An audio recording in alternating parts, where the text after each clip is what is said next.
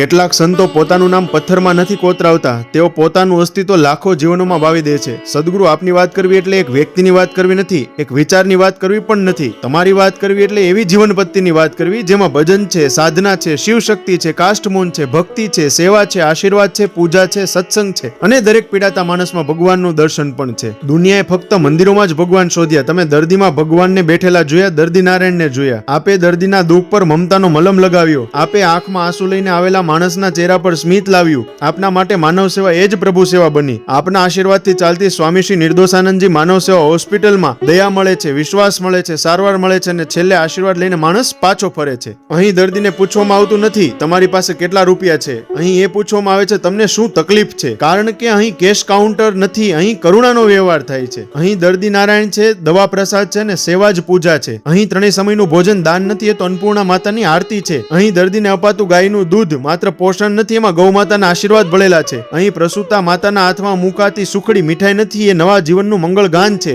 અને લાખો દર્દીઓ સાજા થઈને જ્યારે પાછા ફર્યા હશે ત્યારે કદાચ તેમણે હોસ્પિટલમાં ફક્ત ડોક્ટરોનો જ નહીં, તેમણે ભગવાનનો સ્પર્શ પણ અનુભવ્યો હશે. ગુરુજી, આપ પરમહંસ સંન્યાસી હતા. સંન્યાસ આપના માટે વસ્ત્ર જ નહોતો, સંન્યાસ તમારો શ્વાસ હતો. આ યુગ મનોરંજનમાં ડૂબતો ગયો, પણ આપ કાષ્ટમૌનની સાધના કરતા રહ્યા. દુનિયા સમય પસાર કરતી રહી, આપે સમયને સાધનામાં ફેરવી દીધો. દુનિયા અવાજ વધારતી ગઈ, આપ અંદરનો નાદ સાંભળતા રહ્યા. ગુરુજી, આપે ક્યારે શીખવવું પડ્યું નહીં કે શિવ કોણ છે, તમારું જીવન જ એનો જવાબ હતું. કારણ કે જે પીડિતમાં પરમાત્મા જુએ એના માટે કૈલાસ દૂર નથી હોતો, શિવ એના હૃદયમાં જ નિવાસ કરતા હોય છે. આજે ગુરુ પૂર્ણિમાના પવિત્ર પર્વ પર અમે આપની સામે શબ્દો લઈને નથી આવ્યા, શબ્દો આપના જીવન સામે નાના પડી જાય છે. અમે માત્ર એક પ્રાર્થના લઈને આવ્યા છીએ. અમને વિનમ્રતા આપજો. અમારામાં આપના જેવા બનવાની શક્તિ નથી, પણ આપના માર્ગ પર એક પગલું ચાલી શકે એવી કૃપા જરૂર કરજો. કારણ કે ગુરુ ઉપદેશ આપનાર નથી, ગુરુ એ પોતાનું આખું જીવન ઉપદેશ બનાવી દે છે અને એવા જીવનને સમય ક્યારે વિદાય આપતો નથી, તે દરેક શિષ્યના સંસ્કારમાં જીવતું રહે છે. આપના ચરણોમાં અમારા સાષ્ટાંગ દંડોત પ્રણામ. જય ગુરુદેવ. હર હર મહાદેવ.